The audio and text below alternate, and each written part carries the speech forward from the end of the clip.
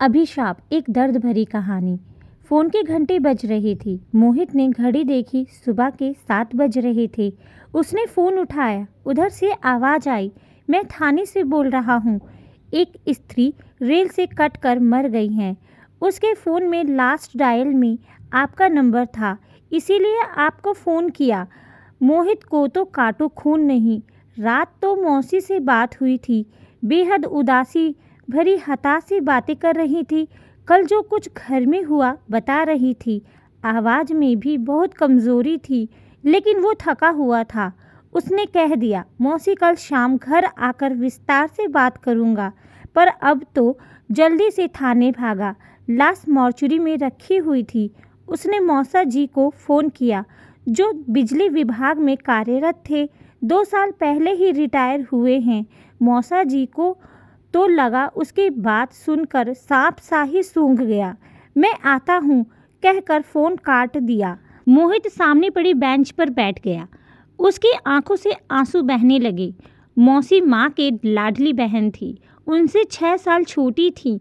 मोहित भी मौसी के दिल के बहुत करीब था। सोच में डूब गया। मोहित माँ बताया करती थी, जब उनके जन्म के बाद मौसी पैदा हुई तो सबको खल गई, क्योंकि सबको लड़का चाहिए था। उनके होने से पहले लड़की जानकर कई गर्भपात करा दिए गए थे।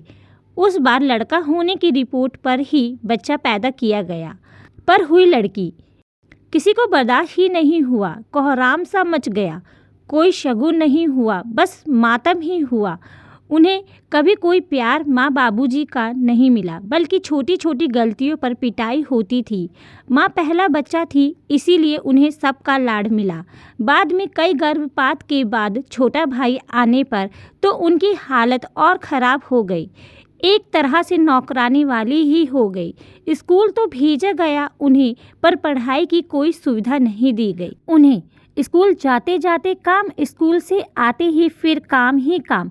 बस माँ ही बहुत प्यार करती थी उन्हें। माँ बताती थी, एक बार मौसी ने भूख लगने पर भाई के लिए रखा हुआ सेब खा लिया। फिर तो उनकी वो पिटाई हुई कि दुखी होकर मौसी ने गेहूं में रखी सल्फास की गोलियां खा ली। वो तो माँ ने देख लिया। पुलिस के डर के मारे जैसे तैसे उन्हें बचाया गया। माँ की शादी के बाद तो मौसी की हालत और बदतर हो गई थी। 16 साल की उम्र में ही उनकी शादी भी कर दी गई हमारे शहर में। पर यहाँ भी मौसी के दुर्भाग्य ने पीछा नहीं छोड़ा। तेज तर्रार सास और विधवा बहन का आज्ञाकारी पुत्र और भाई निकला उनका पति। दिन रात उनकी सेवा में जुटी रहती। मुंह में बोल तो जैसे थे ही नहीं उनके। मायके वालों ने शादी के बाद उनसे कोई मतलब ही नहीं रखा। बस कभी कभी माँ से मिलना होता रहता था उनका। अपने दुख दर्द बांट लेती थी उनसे। वो भी बराबर में बैठे सब बातें सुनता रहता था। बात बहुत समझ तो उसे नहीं आती थी, पर मौसी के आंसू उसे अच्छे नहीं लगते थे। अपने हाथों से उन्हें पोंछ देता था और मौसी उसे गले लगा लेती थी।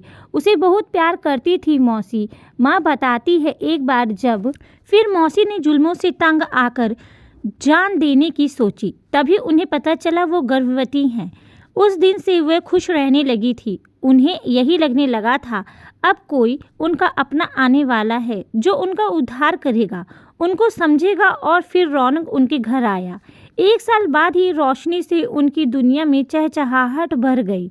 सास की चिल्पो, पति का कर्कश व्यवहार, नंद की मनमानी, उन्हें कुछ भी बुरा नहीं लगता था। वो तो अपनी खुशी में मग्न अब दूसरी दुनिया में ही रहने लगी थी। बच्चे पढ़ने में अच्छे निकले। लड़का बैंक अफसर और बेटी इंजीनियर बनी। बेटी की शादी उसके जॉब में आते ही कर दी। वो अपने घर में खुश थी, नौकरी और अपनी ससुराल में व्यस्त। मौसी भी उसे कुछ बताकर दुखी नहीं करना चाहती थी। एक बहुत बड़ा झटका मौसी को तब लगा जब उनकी बड़ी बहन यानी उसकी माँ अचानक चल बसी। बहुत फूट फूट कर रोई थी वो। कहती थी, अब मैं अनाथ हो गई। वो तो खुद ही बिल्कुल टूट सा गया था, पर उसने मौसी को गले लगा कर कहा था, मैं हूँ ना। उसने ही अपनी शादी में उन्हें फ़ोन खरीद कर दिया था, भेंट स्वरूप, ताकि जब चाहे उससे बात कर सके। उनके बेटे ने भी प्रेम विवाह किया। पति तो बिल्कुल भी तैयार नहीं थे। हालांकि उन्हें भी लड़की और उसका परिवार ठीक नहीं लगा, फिर भी बेटे की खुशी के लिए बड़े लाड़ प्यार से बहू घर पर लेकर आई। पर शायद यहाँ भी उनकी किस्मत दगा दे गई। बहू के पिताजी का कोई काम नहीं था, भाई भी आवारा था। वो तो हर वक्त घर में डेरा डाले रहते और बहू को चढ़ाते रहते। बहू को हर समय ठंडा बुखार, मौसी दिन रात काम करती रहती। बेटे से बात करने की कोशिश की तो बेटे का जवाब सुन भौचक्की रह गई। बोला, ये क्या माँ, आपको सबसे प्रॉब्लम रही, पहले अपने माँ बाप फिर सास, अब बहू, कभी तो एडजस्टमेंट करना सीखो। पापा को भी आपसे इसीलिए शिकायत रहती है, कुछ समझती ही नहीं हो आप। मौसी घुट कर रह गई। उन्होंने मन ही मन फैसला कर लिया था कि अब वो किसी से कुछ नहीं कहेंगी। जब बहू के पैर भारी हुए, वो सबसे भारी वक्त था उनका। काम भी सारा करती, ऊपर से बहू के इल्ज़ाम। इन्हें मैं खाते हुए अच्छी नहीं लगती, तभी वही बनाती हैं जो मैं नहीं खाती। अब बहू को रौनक की बुआ जी का भी पूरा संरक्षण प्राप्त था। मौसी तो खाना बनाने से पहले बहू से पूछ कर आती थी क्या खाना है, पर अगर वो बेटे से ये कहती तो बेटा सही क्यों मानता उसे भी। अब यही लगने लगा था माँ में ही प्रॉब्लम है, तभी कोई पसंद नहीं करता इन्हें। बहू की माँ लोकल होने की वजह से रोज ही बेटी से मिलने आती और ज्ञान बगार कर जाती। क्या क्या खाना है, मौसी रसोई में उसे पूरा करने में जुटी रहती। कभी जूस, कभी फल, कभी मेवा, कभी दूध।